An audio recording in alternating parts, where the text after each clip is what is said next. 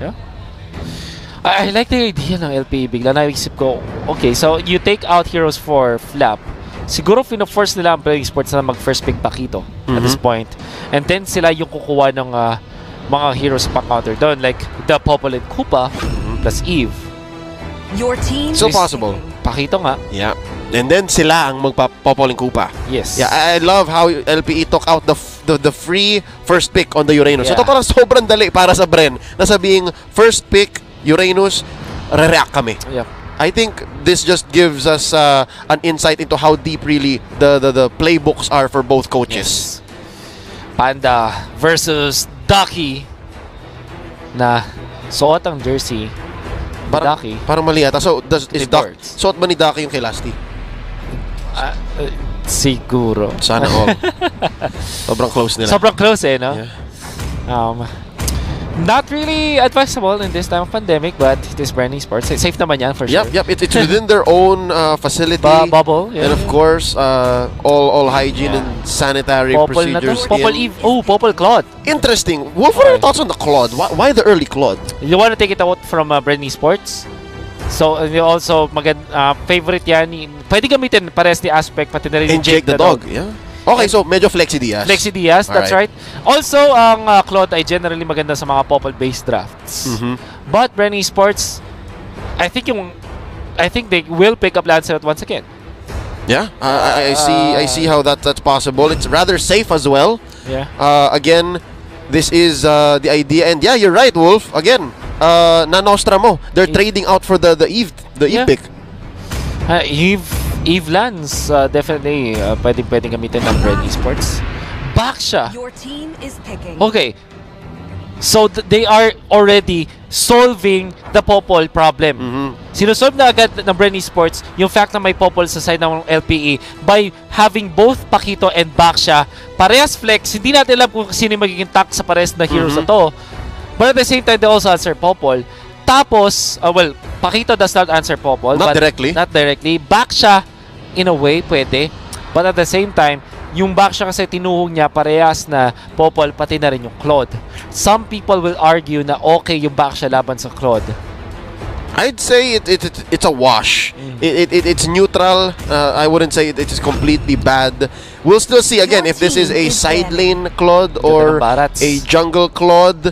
But yeah, the Barats, I love it to answer the Pakito. Napakaganda ng Barats dito kami not from LPE. I liked also the fact that third pick ito.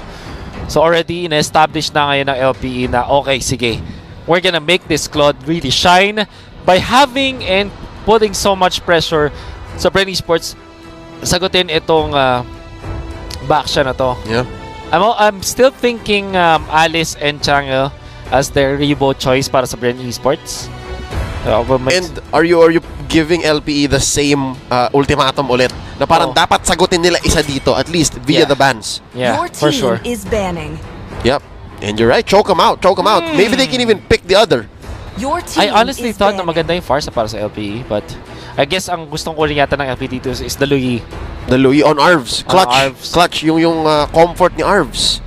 And also yung Lunox, it's also a hero na parehas na teams ay pwedeng gumamit. So, with this, yung LPE, kukunin nila either for their fourth pick for sure. At least to give to Arvs. Yeah.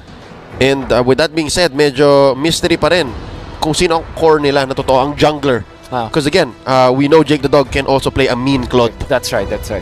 So, pwede nilang i-totally last pick yon yung hero na yon. Whatever it is. Posible rin na i-last pick nila ang mid-mage. Might be safer, I think. Especially, lumalabas may mga flex. So, pwede mag-Lunox yung LPE. Your team is banning. So, they ban Kagura, Rebo special. BREN ESPORTS insta ban on the Valier. Ooh, I like it. Maganda nga naman ang Valier against Pakito. Pati na rin sa Baksha. Yeah. So, it's a very good ban coming out from BREN ESPORTS. Very smart for both of them. Instant disengage ang isang Valier. Yeah. If ever. So, LPE, now the question is, ano to? Jungle ba to or yung mid-mage? I think you go Lunox. What? Your team is picking. Okay. So what did they pick? Harley! Jungle nga una. Jungle. So you go side lane, the Claude. Harley. BREN ESPORTS, what will be their answer? Wolf, I wouldn't be surprised if gawin dito ng LP ang ginawa ng Bren via Lusty, tutulungan nila to, si Jake the Dog. That's right. Diba? Kaya they can really do that para maging free farm si Jake the Dog. Hardly your space creators sa early stages. Now, BREN Esports, I'm thinking of somewhere along the lines of a Lunox para kay Rebo. Yeah. Tapos, actually, Roger or Lance para kay Carl Tizzy. Yeah. Lancelot, okay. Roger, Toll, both good choices, I think, at this point. Ling instead. Oh, Okay. they wanna go dive. At as Your expected, team is- the Chango.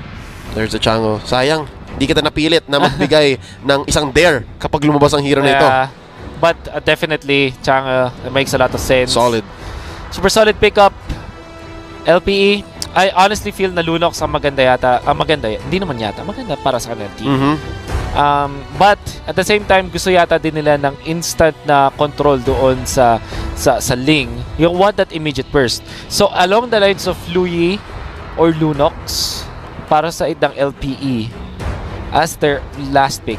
Or baka mag-go sila doon sa Sylvana route na ginagamit din ni Arvs. Yeah. O na pwede bang lockdown. Hold up. Kaja. It's neither. It's a combination. Merong lockdown ni Sylvana. Merong magic damage early on ni Louis and Lunox. I like it actually. This is interesting. I think the last time we saw Kaja was yesterday via Onyx Philippines. Yeah. What I do like about Kaja ay ito ang tinatawag natin na Kaja Harley combo na literally lista mo na. I cannot see a hero kahit yung back siya hindi magsusurvive. Yeah. Because of the burst. Yeah. Early stages. At it also imposes yung threat doon sa Ling.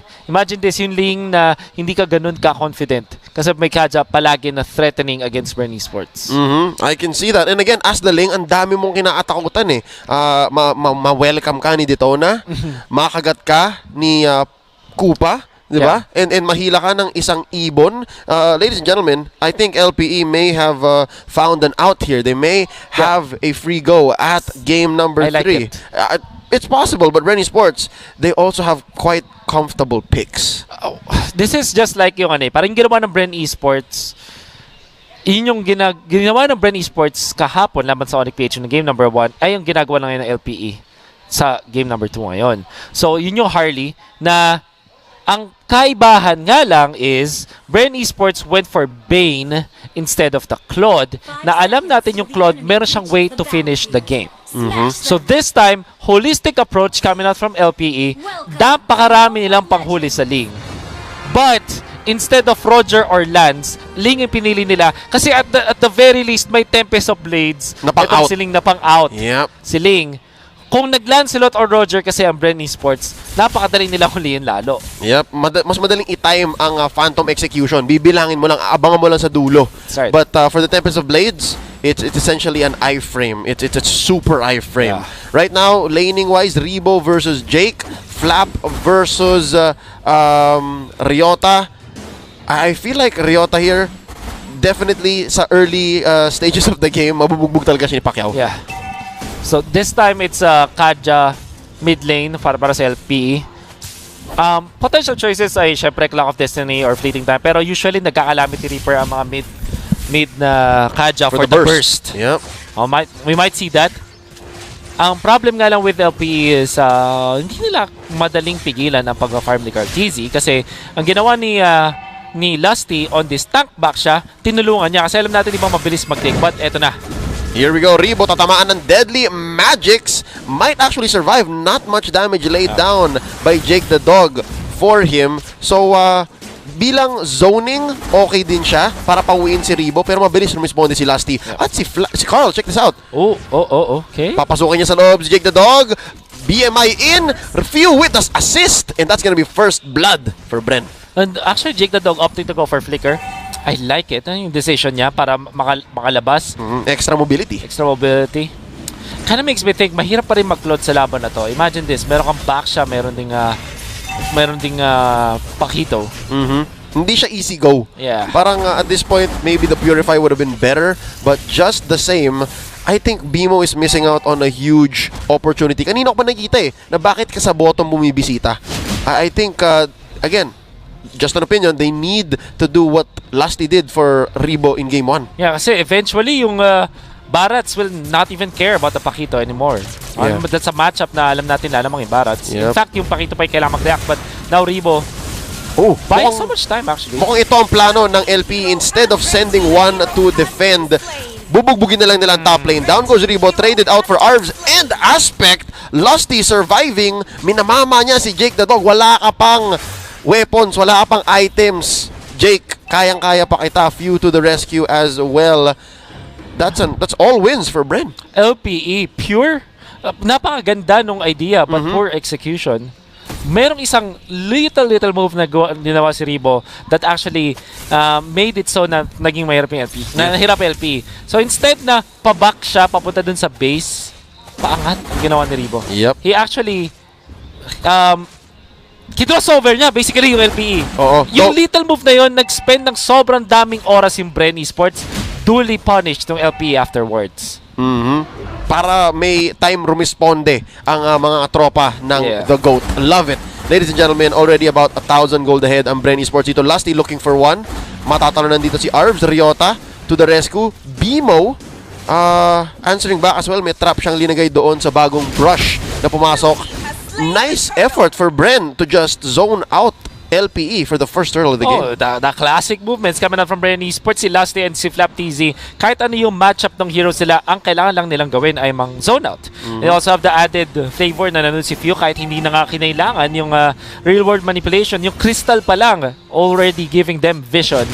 At si LPE hindi rin ready nung time na yun. Do take note, LPE, malakas sila pang pick-offs with their mid lane composition.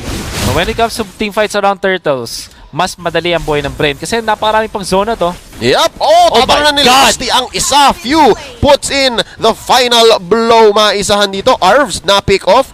Lusty gonna get out of here. Back siya, popping the Puissance and magre-recall. So, Wolf, because of the innate advantage of the rotations on BREN, parang silang nagmumukhang pick off lineup. Yeah. Lalong-lalo kasi yung movement sa LPE, ang dali nila ma-punish. However, do take note, it's still Jake the Dog Claude. Na-late lang siguro ng few seconds, but it is still Demon Hunter Sword before the 5-minute mark. At may fleeting time na ngayon si Arvs.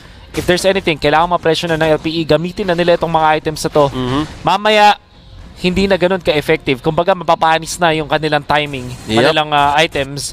Kailangan na nilang gamitin ngayon. For now, masarap pa. Yes. Habang mainit, guys, kainin nyo habang mainit. Yan ang gustong gawin dito ni Aspect. Naku po, baka ma-outplay na naman sila ni Rebo. Let's see, Rebo. Lalagyan ng trap dito ni Bimo. Mavaview. Oh, nice! Okay. Divine Judgment dito ni Lusty.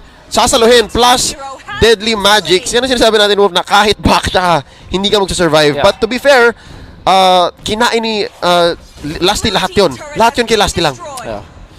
But I think it's one thing na sabihin natin pang soak ka ng damage, but also another thing na yung impact niya ay maganda para sa LPE kasi nakapag-push sila dun sa may bottom lane. Yeah, great conversion. Great conversion. Rebo, kahit pa meron siyang Meteor Shower, ang dami kasi pwedeng tumank, particularly si Popol. So they're still okay. Si Kupa. Si Kupa pala, also, sorry. Si Kupa na lang, para hindi mamatay si Bimo. Tama. That we're able to tank through that at nakapag-push sa may bottom lane. Question is, kaya ba nila-convert sa turtle to? Currently, we are sitting at 100% turtles for BREN Esports. Lusty, gonna be baiting it out. Alam niyang hindi pa nakaposisyon si Carl TZ. Wants to get his purple first. And, Wolf, I like what Jake the Dog is doing here. Kanina dead lane yung top, tapos alam niyang medyo mainit na yung bottom, sumasagot na ang BREN. And hold up, Arvs! Nice pull onto one, Flap TZ, sabugan. Pero gandang sagot dito ng BREN. Real world manipulation plus Meteor Shower. Few gonna be punished here in the middle of the river. 2 for 3 ang palitan. Jake the Dog goes down. Lusty and Carl TZ left here for BREN Esports. 3v2. Lusty gonna go down. Mag-isa na lang dito ang Prodigy. What a turnaround to the turnaround. Mas maganda yung ginawa ng LPE. Mas marami sila nakuha kills. BREN Esports had hope kasi ang ganda nung combo ng mga knockups. Parang sabayang bigkas mula sa BREN Esports. Sunugan. But LPE, ang ganda nung second fight. Kumbaga may, di ba, may first blow yung straight jab nila. Tinalo nila ng hook. At yung hook na yun ang galing mula kay Jake the Dog dun sa likuran. May isa pa siya kasama nun forgot who it was, but them combining together para makuha yung mga backliners, Rebo and Few. Nagulat sila May nang likod and Ryota. Parang damage yata, but look at this. Flap TZ, sasaluhin ang Deadly Magics plus Detona's Welcome. And I think that was maybe a small miscalculation.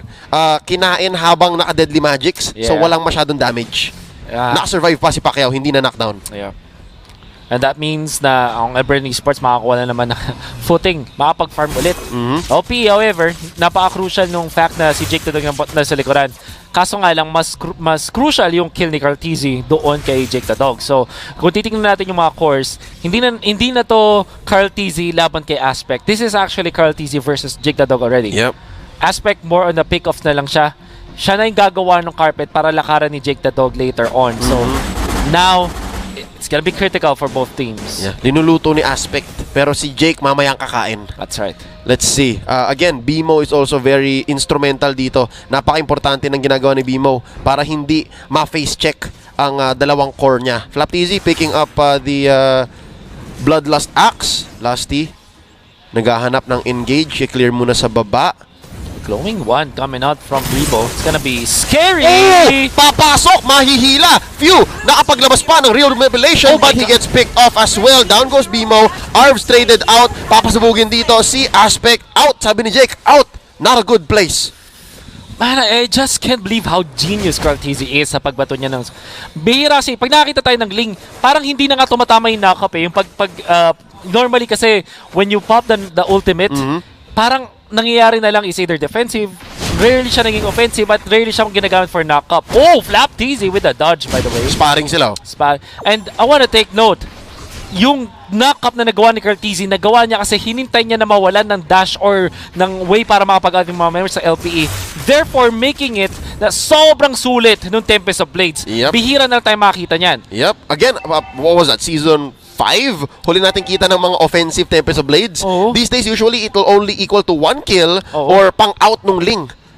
And Chango, dealing the damage already, hindi niya ganun kasulit yung pagkagamit ni Rebo kasi maganda rin naman yung pwestuhan ng LPE. Pero yung secondary fight, dun lumalamang yung BREN Esports. Kumbaga, sa unang suntukan, yung LPE, hard punch talaga. Pero pag hindi nila na-knockdown agad yung opponent, nakakapag-counter punch yung BREN Esports. Yep. Parang haymaker ang hanap na LPE. Dapat, kung ma-knockout kita dito, okay. Pero kung hindi, babawian mo ako ng 3-hit, 4-hit combo. Jab, straight hook. Mabigat, mahirap. And that's what BREN Esports is bringing here. Their uptime is so high. Specifically also because of the Paquito. Manny Pacquiao. Diba? Sakto, we're talking about punches here. And right now, mas maganda lang din ang rotational power. Again, another punching reference ng BREN Esports given na mas mobile sila. Ang maganda lang dito sa LPE, kita naman dapat nila, again, because of the Popoling Kupa. But when it comes out to when and where, Ling, back siya, BREN ang nagsasabi. They have the tools pa rin naman. I wanna say, kahit nagdidikta ngayon ng mga team fights, definitely is BREN Esports sa counter punch. Pag ang LAUS Playbook Esports ay nakahanap ng magandang openings, take note Kaja, Harley, and the Barats. Heroes that can definitely kill. Kahit gano'ng kataas ang farm ni Carteezy, mamaya, kayang-kaya siyang patayin ng side ng LPE. So, this is still not over. I'm still seeing LPE's chances. BREN Esports, kung tuloy-tuloy yung kanilang pag-counter punch sa LPE, if Carteezy plays this na perfectly na hindi nga siya ulit mahuhuli, yung the classic Carteezy na alam natin, this will be really good para sa BREN Esports. Yep, I agree. But I love how you brought up, Wolf, yung automatic -1s. -3 technically ng LPE, di ba? Harley, pipili lang ng isa, Deadly Magics. Until now, wala pa rin totoong sagot sa suppress, di ba? Ng isang Divine Judgment ng Kaja. And then you have the Detona's Welcome na pag nakita mong, naghahanap ng target, lalayo kayo, magdi-disperse. Yeah, I agree. Definitely, right now, that's a possibility that the LPE gets a hold on the situation. And let's not forget, si Jake the Dog. Nagpapalakas. Yeah. I mean, madali mo siya ng mga about 30 seconds in the early stages. It won't matter so much. Sobrang bilis mag-flash farm ng isang Claude. And I wanna say LPE set him up for success din naman when it comes to the draft. Parang meron kang taga-saing at si Jake na lang yung kakain, kumbaga. Now, BREN Esports, they need to be wary of these timings. In fact, yung BREN Esports naman maganda naman yung kanilang execution so far. And they're winning when it comes to the caches. LPE, they have to be more careful ngayon. Mas kailangan yung resource management ng LPE ay mas maganda kumpara sa BREN. Kasi yung BREN, napakadaling magdepensa on their side. Look at this. Chang'e, Eve, kapag hindi nakakuha ng wipeout ang LPE, mahirapan silang tumapos ng laban. I'll agree. Wave clear, BREN Esports has it in spades. LPE, nahihirapan pa. And now look at this, ang ganda ng disiplina ng LPE. Alam nilang pwede nilang hilahin si Lasty for a clean wipe, clean pick off. Pero alam nilang hindi yung tamang target. Yeah. Gonna have to look for the proper timing. Oh, double Athena's picked up by BREN. Dami ng shields. Lasty and Flap, sabi nila kuha tayo ng anti-magic. Anti-ARVs, anti-aspect. Anti-ARVs, anti-aspect. The burst is gonna be there. Riota naman, nagpapako natin. So naturally what you get from the Barats. So, Lord Dance ang mangyayari. At the 10-minute mark. Hanapan sila. This is still a level 1 Lord. I'm wondering, it's Bimo and Riota. Pareho silang may Cursed Helm. So, ang gusto nila, pareho. Meron din silang passive way to clear waves.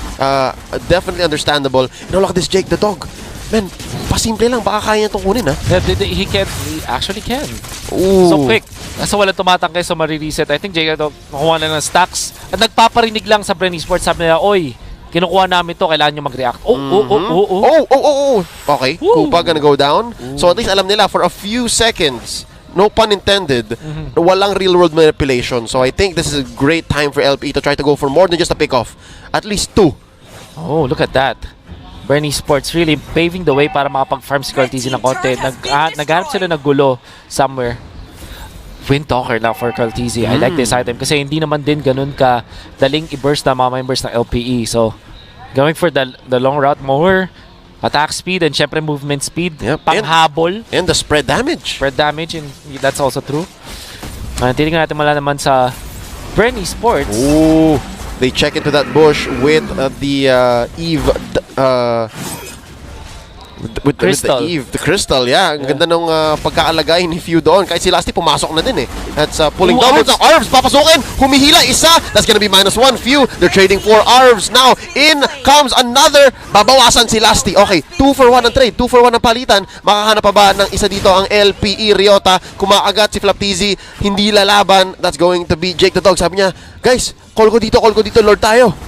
Picture this, si ARVs. Parang siya yung sundalo na hindi niya, siya yung cover fire. Siya yung susugod. Sige, magpapabaril na ako guys. Basta kayo na bahala.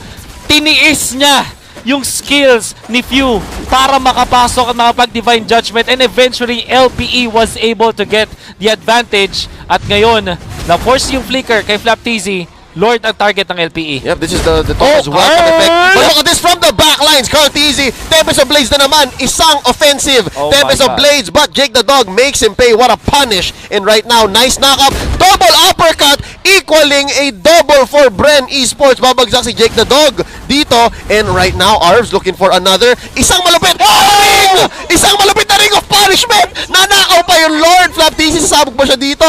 I think it's done. You know what, Wolf? All the more worth it. Riota na lang ang natitira. Manage the waves. Wait for Lord. Oh my God! LPE, biglang sila pa yung nakakuha ng Lord na yun. But, I wanna say, BREN Esports, sinugal na nila. Cartesian says, okay, sige, ako nakabala, kailangan ko sumugal. Kasi maganda na yung move ng LPE. They were able to just take 2 kills kay Lastic para kay Few.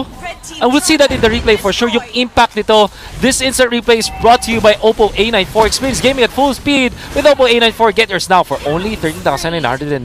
Cartesian onto the backlines. Sinugal na lang. Nakakuha ng isang kill pero hindi niya napatay si Aspect kasi may Cyclone ayun na saktong-sakto. And the punishment was there. Arvs gets the kill onto Cartesian and will do another MVP-esque play with this one. Sabi niya, sige, ako na bahala. And Few was able to just put him so low. Kaso walang retry on both ends. Arvs with that. Alam naman natin masakit na yung hampas dahil dun sa passive ng isang Kaja. And that's what you get with a mid Kaja, not a support Kaja. That's the mid Kaja. But right now, Cartesian smells another goes for the my God! Pero sobrang sakit na ni Jake the Dog. Hinaagat niya na lahat sa BREN Esports. Papabagsakin niya dito si Cartesian again. Just about to find his groove. Sabi ni Jake the Dog, easy ka lang, nag-champion ka na. Kami naman. And right now, LPE about to knock on BREN Esports door. Sila pa talaga. Although there's a very good defense coming out from BREN Esports. May Changa, may Eve. So, defense is there. I wanna say, katulad nung sinabi natin kanina, Leo, hindi pa rin talaga safe kay Cartesian. Kahit gano'ng karami pang farm, kahit ang lamang ang gap niya kay Aspect ay 3 items. When it comes to team fights, kaya niya mag-ingat. Yeah. You have so much punishment coming out from LPE. Yeah. No, kayang-kaya din talaga until the end. So, this is definitely a game na kailangan mag-ingat on both teams. Para naman sa side ng LPE, ang ganda ng mga ideas nila dito. I think their executes are so good. It's just that yung BREN Esports ay nakakasagot din naman. Do take note. But in the last few minutes of the match, you're gonna have to give it to LPE. Discipline para kay Jake the Dog. Arvs with the tapang plays. Siya yung pinakamatapang yata na kadya na makikita natin sa ngayon. Yeah. And it's okay kahit mamatay siya. And it's okay to pop the ultimate. When you're making these plays na alam mong kailangan mo ng isugal. Yeah. At yung mid laner mo na si Arvs ay ganun, gonna have to give it to him. Dalawa pa lang item niya. Fleeting Time and Calamity Reaper, but That's all he needs. Exactly. That's all he needs. tapang lang talaga eh. Parang sige. Puso ang guys, puhunan. Puso ang puhunan. Puso ang puhunan ni Arvs dito. And again, gotta throw back to his play with the Ring of Order. Na-punish ang BREN dahil ginamit na nila lahat. Yeah. So, posible pa rin pala para sa LPE na i-bait din ang BREN. Kasi kanina si BREN pa ang naghahanap ng, pick off nyo to, pick off nyo to. Ito si Flap, ito si Lasty. Pero sabi ng LPE, hindi, antayin nyo. Meron din kaming ibabato sa inyo. That's right. Wow. Can't believe that we're seeing this from LPE. Kailangan na kailangan nila yung pagkapanalo na to laban sa BREN Esports because of Skid. But at the same time, BREN Esports, kailangan din nila ng recovery. And, nasabi mo na nga, di ba, gigil ang BREN. They suffered a loss yesterday and it was a sweep. So I think LPE can actually take advantage of that emotional state right now. This is going to be another engage. Arvs here, hindi pa siya ganun katapang. Now, real manipulation, pushing them back from the back lines. Nako po, that's going to be one. Carl Tizzy taking down Jake the Dog. This might be the turnaround BREN Esports is looking for. Arvs, medyo mababa. Bimo, mas-shutdown na rin dito. Ni Lusty and Carl Tizzy. Hold up! Nice play by Aspect. Outplayed. Oh my God! If I may. Now, Flappies gonna look for the knockout and he finds it. Ryota na lang ang natitira. Signs of life from LPE. Pero, medyo nag-overstay yata doon si Aspect. Not much he could do. Again, Flappies smelled blood. What happened there was LPE already, sabi natin kanina na pag may round 2 yung laban, dun sila lugi. Ngayon, Ryota cannot defend against 4. Stuck, yes, he is. By the way, gusto i-take note kanina si Bimo, gamit yung kupa, fully na-tank niya yung Meteor Shower. But LPE, unfortunately, nagamit na ni Ryota already in Detona's Welcome. Bago pa magsimula yung laban, na-purify lang yun. Kaya nga naman, nung dumating na si Cartizzi, sobrang confident na niya. Alam na niya na meron na siyang way para manglikod. Yep, and essentially, LPE, again, the story here is they might have overstayed. Kasi kapag after round 1, pag linabas na nila lahat, wala na silang maibabawi except for when it comes to outplay. So yun, medyo nakita tayo ng moments of brilliance from Aspect. Yeah. Pero yun nga, meron pa si Flap eh. I wanna say, the next power spike para sa BREN Esports, ganito yan eh, di ba pag nagkakaroon ng tug of war, na palitan ng ganito, the biggest power spike is kung sino yung mauuna sa Winter Truncheon at kung kailan yung timing na yun.